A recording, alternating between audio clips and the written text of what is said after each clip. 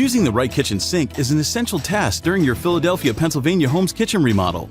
Consider these 6 factors when choosing your new sink.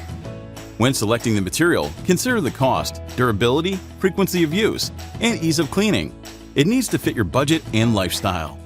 Determine which style sink best fits for your overall theme in your kitchen. A drop-in is the easiest to install and the most cost-effective, while an integral creates the most seamless appearance but is on the higher end of the price scale. Bowl depth and sink size are essential features to consider also. You'll need the correct depth for comfortable use, and the size should mesh well with the overall size of your kitchen.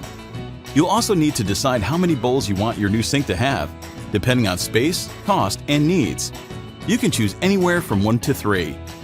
Finally, evaluate the weight of the sink you want to determine if it will be too heavy for your cabinets. You can adjust or replace the cabinets if it's too heavy, but choosing another sink may be wiser. For an expert kitchen remodel, call Remodelocity today at 610-945-1918.